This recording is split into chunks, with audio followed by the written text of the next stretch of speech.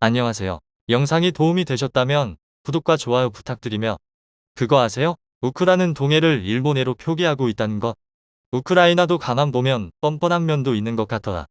도움 요청하는 과정을 보면 젤렌스키는 틈만 나면 무기 지원하고 군인 지원해달라고 당연한 것처럼 얘기하고 있다. 푸틴을 뭐라고 하기 이전에 젤렌스키의 뻔뻔함과 이중적인 박쥐 같은 놈을 지원해줘서는 안 된다라는 게 내 생각이오시다.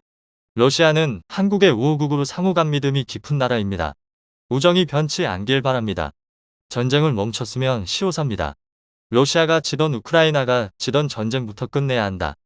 러시아를 좋아하는 한국 사람으로서 대국인 러시아가 작은 소국인 우크라이나를 이만큼 혼내주었으면 충분하다 생각되니 이쯤에서 철군하시오. 평화로운 세상으로 함께 했으면 좋겠습니다.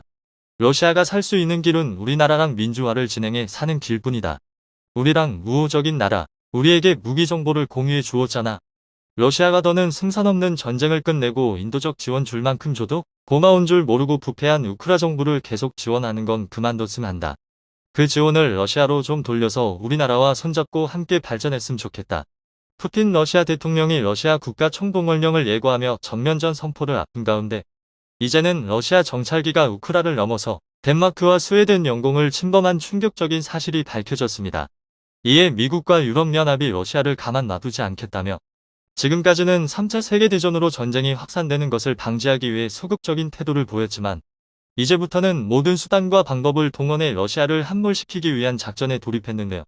이에 곧 러시아가 국가 파산 사태를 선포하고 한국의 러시아 땅 일부를 매각할 것이라는 전문가들의 의견이 나왔습니다.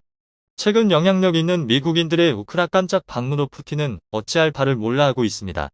실수로라도 미국인을 향해 무기를 사용할 경우 러시아는 미국과의 전면전을 피하지 못하고 며칠 안으로 러시아 전체가 쑥대밭이 될 수 있습니다. 가장 먼저 우크라를 방문한 미국인은 바로 할리우드 배우 겸 영화 제작자인 안젤리나 졸리. 안젤리나 졸리가 우크라이나 서부 도시 르비우를 외부의 일정을 알리지 않고 방문했다고 미국 워싱턴 포스트 WP가 이날 보도했습니다.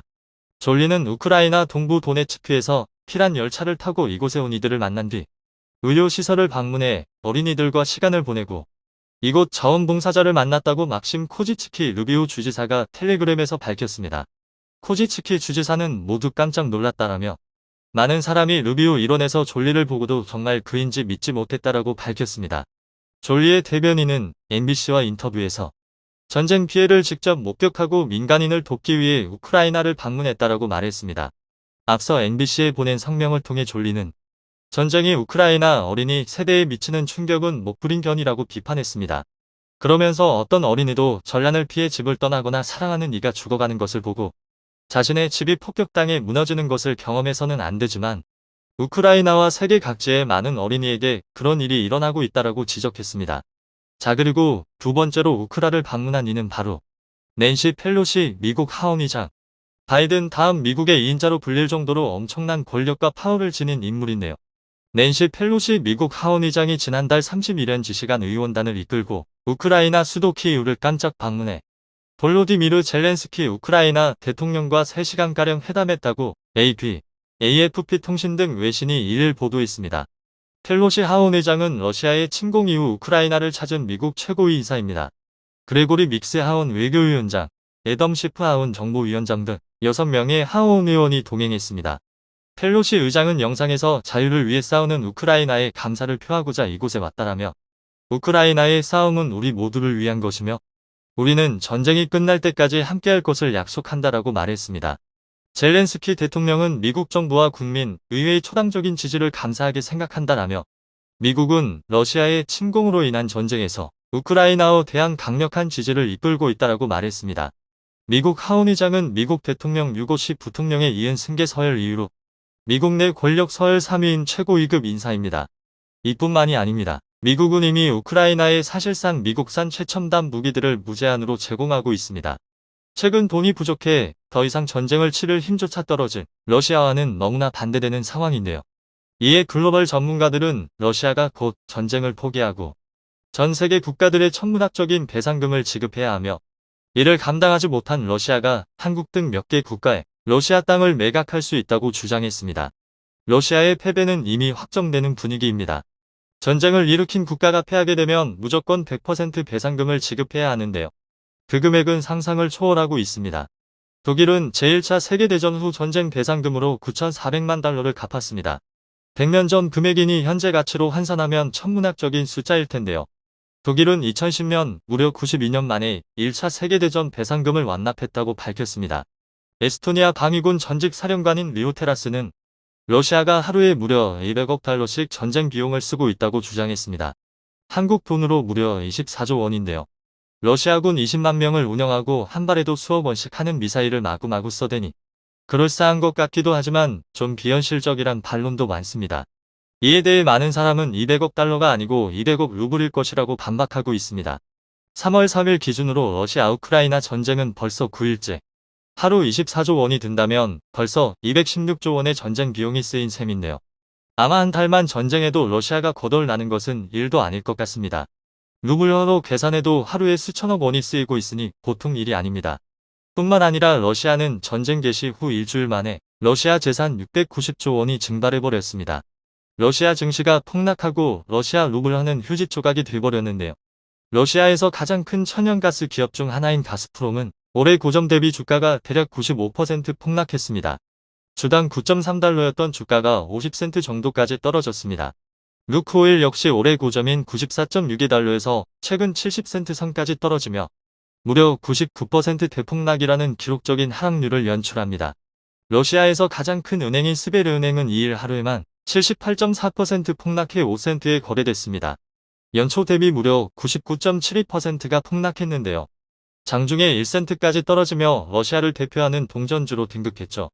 러시아 재벌 알리셰르 우스마노프의 요트는 독일이 뺏어갔고 프랑스 역시 러시아 석유 재벌 이고르 세친의 요트를 압류했다고 합니다. 그리고 잉글랜드 프리미어리그 EPL 첼시의 구단주로 유명한 러시아 사업가 로만 아브라모비치는 첼시 구단을 19년 만에 매각했죠. 그리고 이제는 푸틴이 러시아 땅을 한국과 미국 등에 매각할 차례입니다.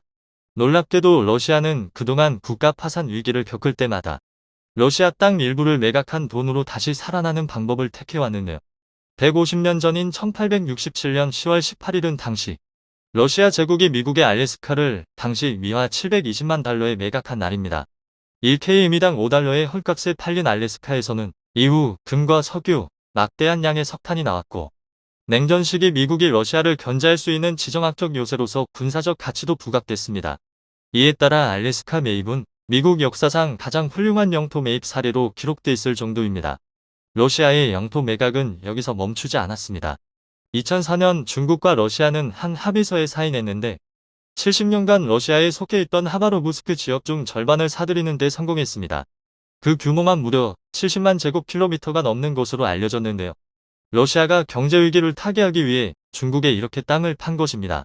이에 중국은 러시아로부터 30년 사용할 원유와 천연가스를 통 크게 매입하고 러시아산 무기도 대규모로 사들였습니다.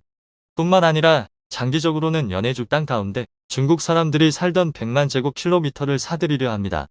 시세는 면적 150만 제곱킬로미터인 알래스카를 미국에 720만 달러에 팔 당시 금 시세를 기준으로 60배 인상분을 적용하면 2조 5천억 달러로 나옵니다. 한화로 약 2,800조 원에 달하는데요. 후일열도 4개 섬도 일본에 팔려고 하고 있습니다. 섬 면적 5,000제곱킬로미터, 국제법상 보장된 200캐리 경제 수역을 감안하면 50만 제곱킬로미터인데 이를 3천조 원에 팔 것으로 알려졌습니다. 일본과 중국의 이 땅들을 모두 팔면 러시아가 손에 넣을 수 있는 금액은 6천조 원.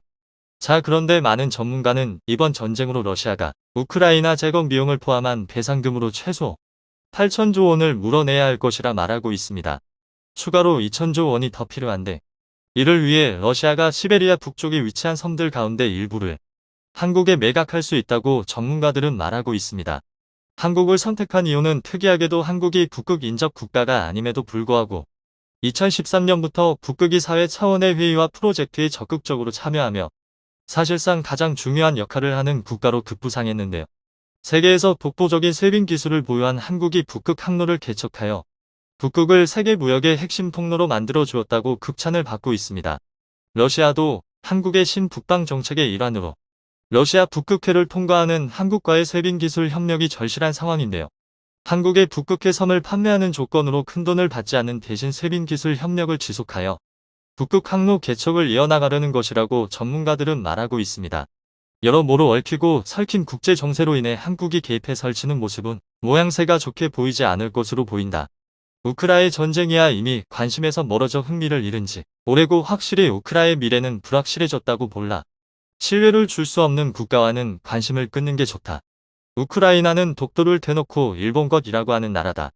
러시아는 한국 우주항공 군사 무기에 매우 큰 도움 준 나라다. 나는 1도 우크라이나에 관심 없다. 러시아와 우리는 전쟁이 일어나지 않았을 때 국민들 서로 좋아했습니다.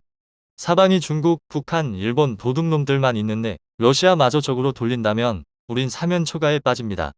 오늘날 방산산업이 발전된 것도 러시아가 도와준 것입니다. 미래가 어떻게 될지 한 치 앞도 모르는 상황이라 조심하면서 나라의 국익을 도모해야 합니다. 러시아 푸틴과 손잡고 러시아 민주화하자. 오늘도 감사합니다. 최고로 멋진 하루 보내시길 바랄게요.